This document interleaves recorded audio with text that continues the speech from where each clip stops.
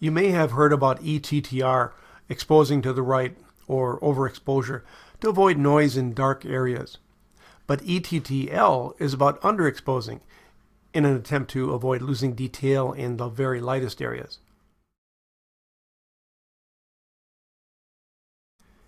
If you wanted the sky to have detail, you might want to underexpose this by a stop or two. Cameras these days can handle that underexposure just fine, but not overexposure, as I'll show you in a minute.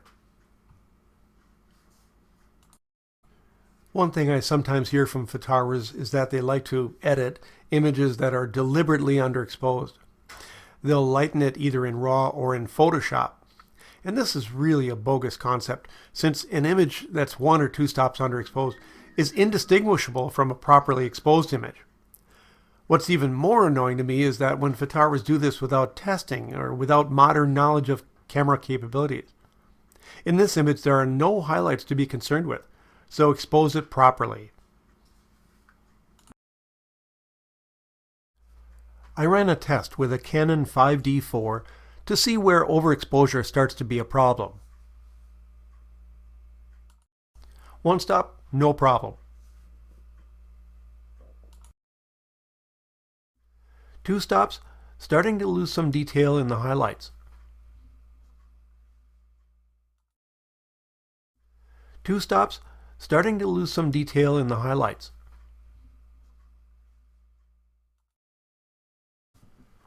As you can see, 3 stops over is unacceptable. But you can sometimes save an image like this by making it black and white. We have more tolerance for loss of detail in highlights when it's in black and white.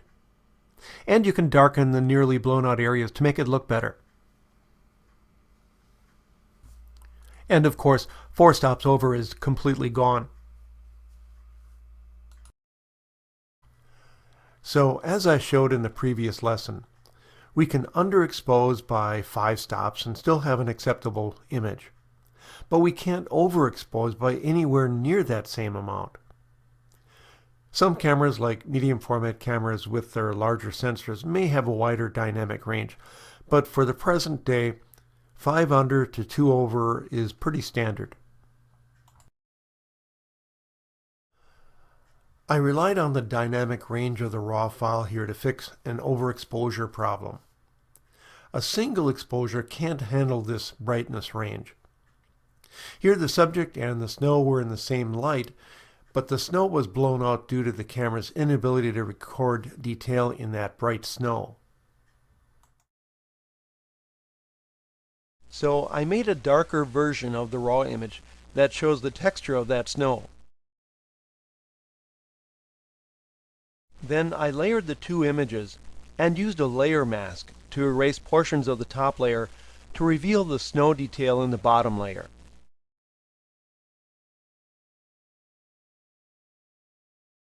Including the sky is a popular technique these days, but I have concerns about the long-term value of that style.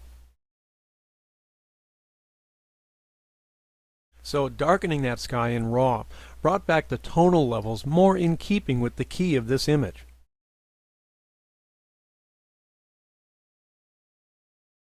Because this girl's in the shade of a scrim, she's receiving less light than the chairs in the background, which were in direct sunlight. I exposed for her, but then the background chair is overexposed without detail.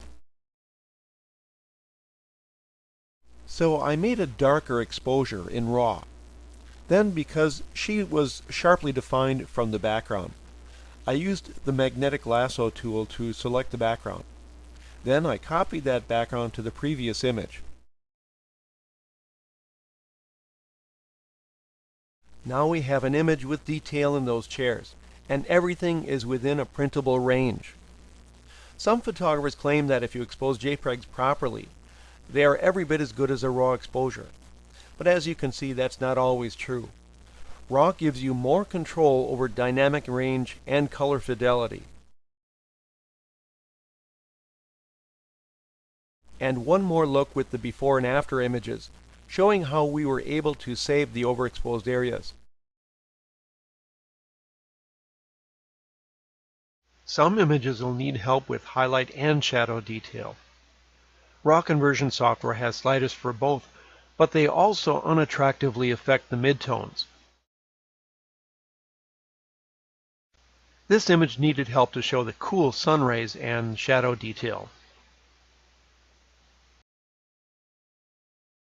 So this was the result of 3 renditions in RAW.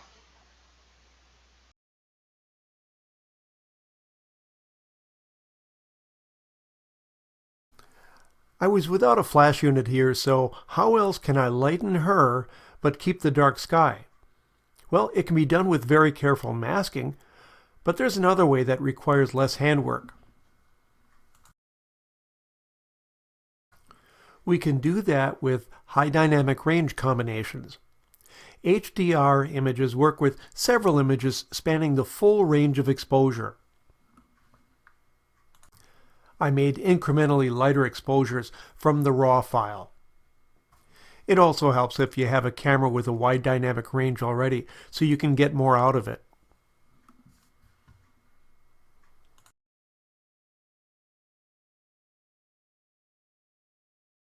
Finally, I used Photomatix to automatically combine all of those for this result.